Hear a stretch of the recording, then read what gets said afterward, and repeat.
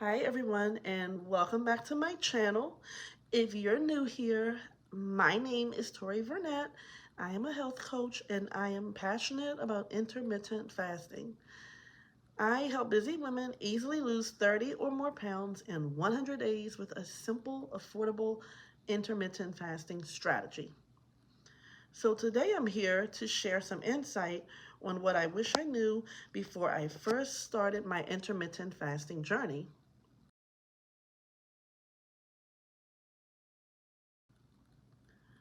First, I want to share that fasting has so many more benefits than just weight loss. And I wish I knew this when I first started back in 2019.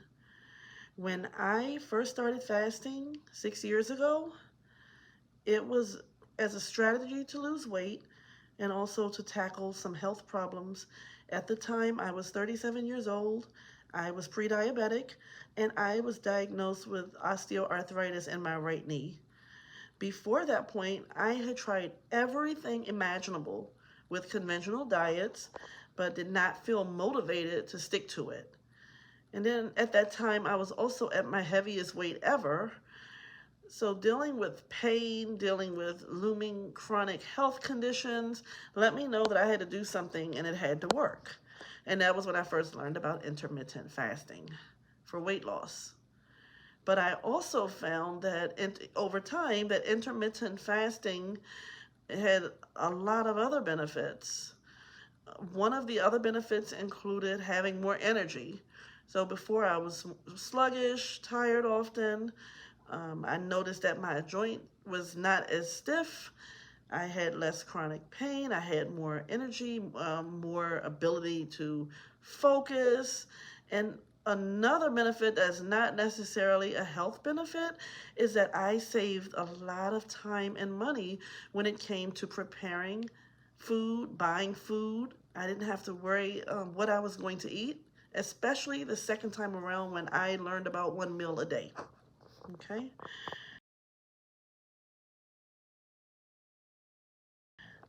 So the second thing I wish I knew was the importance of mindset. Intermittent fasting is as much a mental journey as it is a physical one. It is very important to make a plan and to prepare so that you can stay the course. This is not just a quick fix. It is a lifestyle change. It is about cultivating patience, being resilient, and being self-aware. Even though it is very effective, there will be days when things don't go as planned, and that is okay. You have to approach each day with kindness towards yourself, and remember that progress, not perfection, is a goal, and progress does not always look like a straight line. There are dips along the way. So, having a healthy mindset and starting with a solid strategy is key because this helps you stick to it when things get tough, because it will get tough at various points in your journey.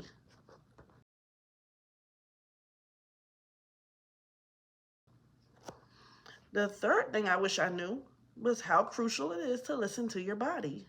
Your body is your best guide when you're fasting. Pay attention to hunger cues, energy levels, and how you feel. Also, keep track of this information. Data collection is key.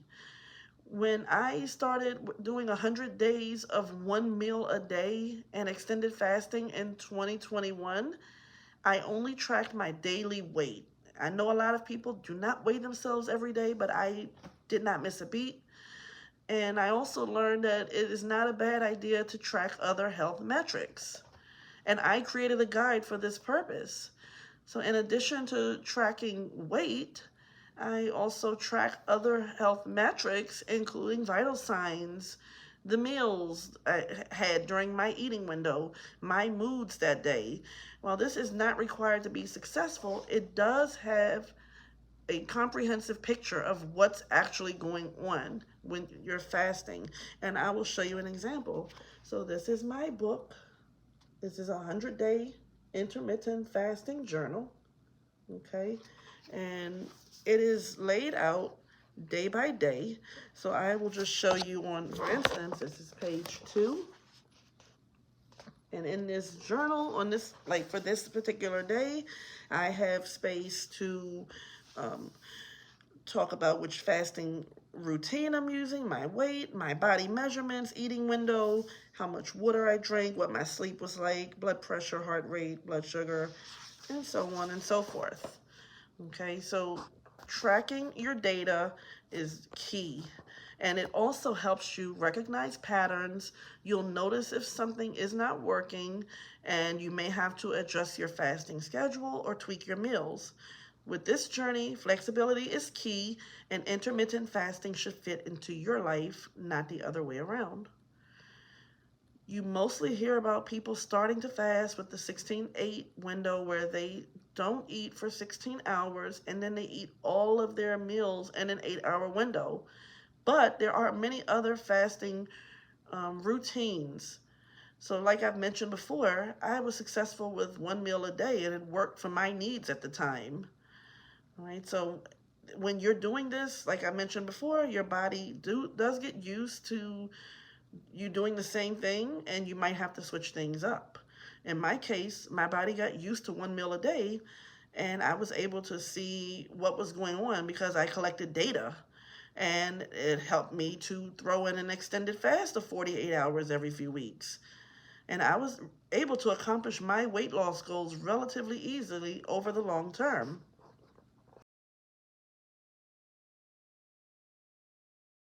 Another thing I wish I knew is how important nutrition is during the eating windows. Fasting is not a free pass to eat anything and everything. When I was doing 1 meal a day back in 2021 for over 100 days, I was in a group where people would eat fast food as their 1 meal a day, that 1 hour eating period. Well, this is fine, and it still fits the bill for 1 meal a day. It is not a good idea to do this on a daily basis. Instead, focus on nourishing your body with balanced meals. That means you need to be mindful of your macronutrients. You need protein, healthy fats, plenty of vegetables. Quality matters, so eating well will support your fasting goals and enhance your results. And that's largely because obesity and diabetes, prediabetes, these are all conditions that are caused by imbalanced hormones. So in order to balance your hormones to get the results, it is so important that you eat nutritious, balanced meals. In my case, I had heavier protein and lower carb, and the purpose of this was to keep me full. I also found that I was less sluggish, more alert, and able to move in ways that I was not able to prior to starting my journey.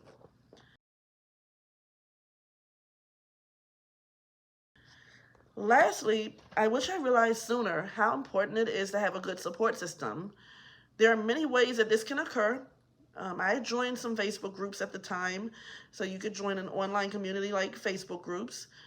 You could get a fasting buddy in real life. You could talk to a therapist, but the purpose is to make the journey more enjoyable and sustainable over the long term, because this is a lifestyle change. Sharing your experiences and encouragement with others who are on the same track and who are positive can give you motivation and accountability, which will help you stay on track. I have created such a space on Facebook if you are interested. It is a space for women only, and it is called the Women's Intermittent Fasting Haven. I will list the link below. So these are just some of the things that I wish I knew before I started intermittent fasting. I hope that these insights help you on your journey and make your experience smoother and more fulfilling. If you found my video helpful, please like, comment, and subscribe for more tips and inspiration. Feel free to share my video with anyone who is considering starting their own intermittent fasting journey, or who needs some inspiration if they're already on their journey. Let's continue to support and inspire each other. You've got this, and I am here cheering you on every step of the way. Until next time.